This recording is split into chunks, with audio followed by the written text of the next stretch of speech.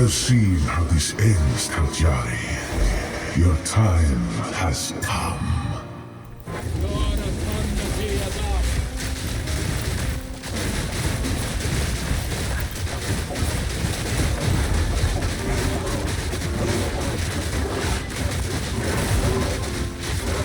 My son runs your love. Wow. Cannot defy fate.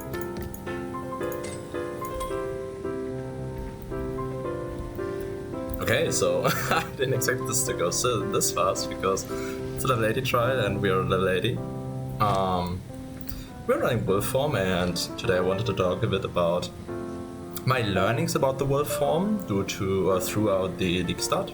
I haven't done like insanely much because I'm on vacation and we're doing other stuff as well, but yeah, I'm playing a bit, getting through my ascendancy here, and right now picking up my last 2 points. So what is very interesting here now is that we're getting entwined realities, and I want to talk a bit about what I have learned about the wolf form. Generally, I don't think it is too interesting building the overall character, as the stats or the skills are very fixed.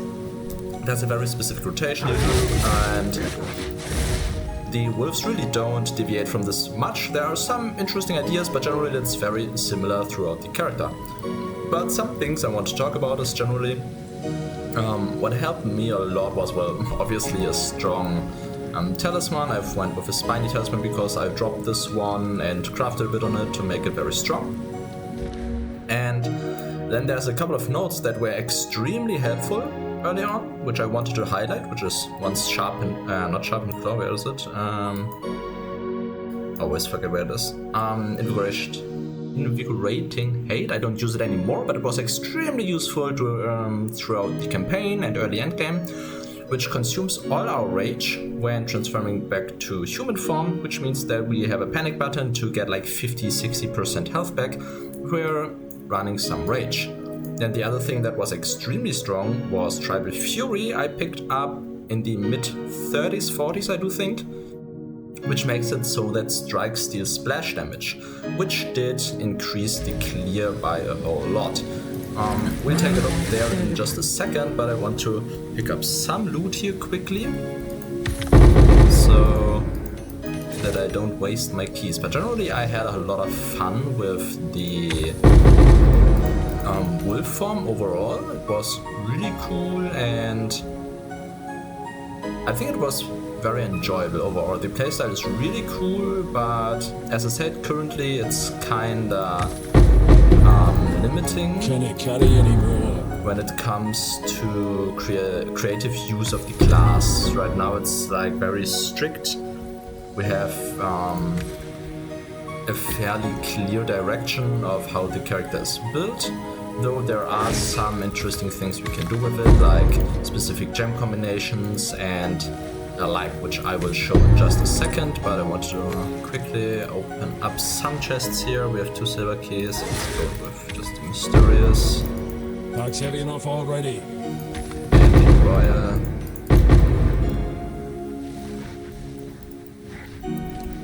And generally, yeah, I'm currently running like a health, energy shield, later on variation. We currently just focus mostly on health. Later on I will go for some years as well, I do think. Currently we have 2.7k, but this is inflated because our relics improve it. We have about 2k when we're not in the Trial of Sekima, which was enough for mid-game right now. But for end-game I do think it is important to invest into some energy shield, and maybe we need some regeneration, because likely we will be picking up maybe blood magic and probably even Zealous Oath to pick up some cool notes here. But Ancestral Bond is like one of the strongest notes here you can pick from this Ascendancy, which I just got, and I'll show in a second why. Generally it's just a very, very cool Ascendancy. I really like the Unseen Path thing and the bit more notes, and the crit just is insanely strong. Like, this one is pretty cool because damaging of enemies is unlucky, so very strong defensive notes in itself. And then enemy critical hit chance against you is unlucky, just means that we are getting crit fairly rarely overall. And forced outcome is just insane. Like, this basically is so much damage because we currently have like 30% crit or something. Yeah, 40% crit.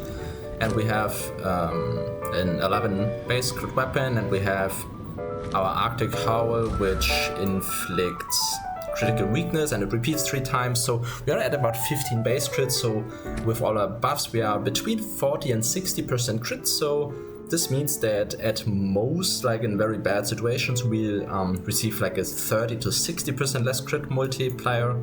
But we are critting very often, mostly on the first or second reroll, which means we are just dealing a ton of critical damage.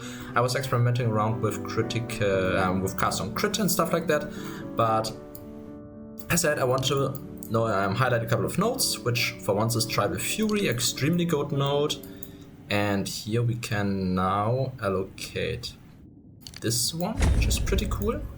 And we want also Endlessly Soaring, and here we can take out some of the small travel nodes maybe to pick up some stuff, but we want the duration, we want the extra damage and some more stuff. We want damage to a weak spot. And there are a couple of cool things you can do here, especially when you pick up Blood Magic. You can take a couple of nodes and then you can put in here a Time Loss Jewel, which a medium radius, which hits nearly all nodes you are picking up with the Blood Magic. So that's a really cool combination. But let's quickly check out some mapping, and this is where I want to showcase one really cool tech which I was struggling early on with. Like when we are taking a look at the clear, it could be fairly bad. I just realized I rigged my maps. I was at tier 7 and then I ran the Jade Isles, which didn't give a new map, so we'll have to get up some maps. So we should do some bosses. Maybe the Marrow map here, so that we get back into the yellow tiers. But what helped tremendously, as I said, and I'll show, was the Tribal Fury, because our Lunar Assault and our Shred deal AoE damage.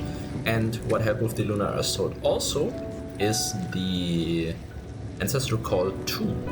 This is very strong because every 3 seconds it's empowered, that hits 3 additional enemies. So you can see that when we have like a pack of enemies around, which we just don't have fellow enemies, and you see it like it freezes nearly the entire screen, because it not only hits the pack we are hitting in front of us, but also is aiming at like enemies behind us. There are not many enemies here right now, so I can't show it properly.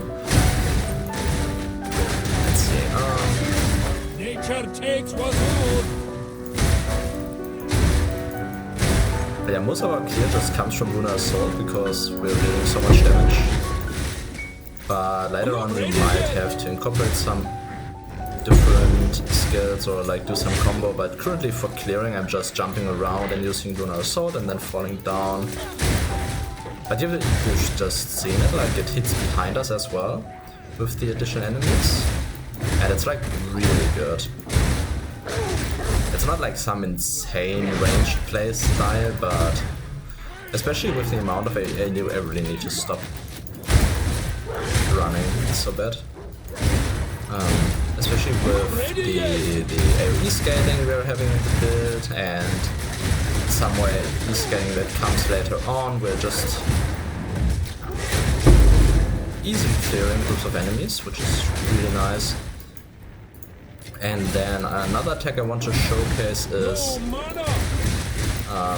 we are running like Lunar Assault with a huge duration because we have so much rage.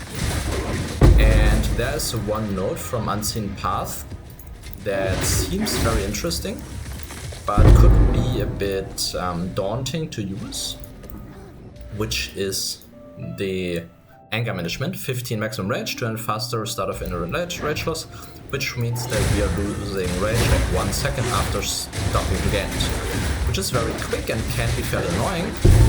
And basically what people think is that, well, now we are completely unable to use rage on bosses because we just can't generate it fast enough. Let's take it. But very interestingly, especially on bigger bosses, there is the Eternal Rage node.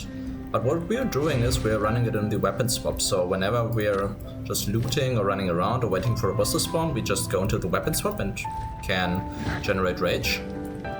And then when we want to go back to fights, we just switch form and activate our Lunar Blessing, which we have supported by Second Wind, which is fairly interesting because usually the cooldown cannot recover while the skill is active, but this does not count for the second use. So the first use will not recover, but when you activate it once and then have it activate a second time while you don't have the second charge. The second charge can recharge while your first one is down, and this way you can just use it on cooldown all the time, which is extremely strong because the buff is like crazy good. And here we can see, okay, we have an enemy that spawns very slowly, so we just switch the weapon, get out on assault.